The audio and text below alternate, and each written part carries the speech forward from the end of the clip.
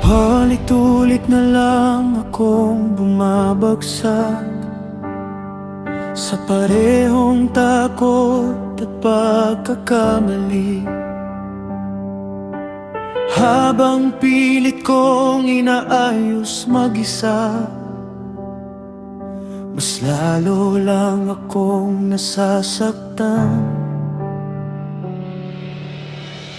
May mga lason na unti-unting sumisira sa isip at puso ko. Mga salitang matagal kong pinaniwalaan, nawala na raw pag-asa para sa akin. Pero sa gitna ng wilderness ko, naglagay ka pa rin ng daan palabas. Hindi para manatili sa sakit, kundi para muling mabuhay. At habang itinitingala ko ang mata ko, unti-unting humuhupa ang takot na hindi pala ako nakakulong sa darkest season ng buhay ko. Kapag tumitingin ako sa iyo, may pag-asang bumabangon. Diyos ko, titingala ako sa gitna ng sugat at dilim. Kapag nilalamon ako ng takot, ikaw ang hahawagan ko.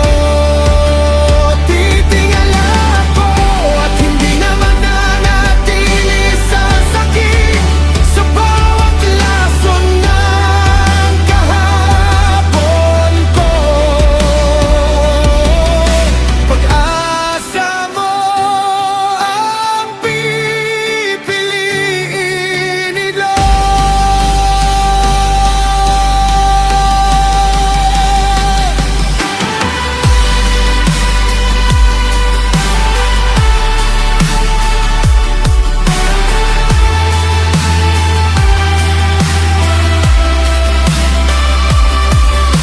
Hindi madaling iwan ng nakasanayan, lalo na kapag painang naging comfort zone. Pero habang mas lumalapit ako sa iyo, mas lumalakas ang loob ko. At kahit may scars pa rin minsan, hindi na sila ang kumokontrol sa akin. Dahil sa bawat pagkakataong tumingin ako sa iyo, may hiling na dumarating. Kapag ikaw ang focus ng puso ko, hindi ako lulubog.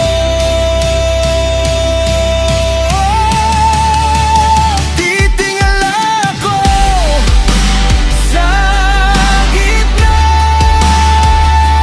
ng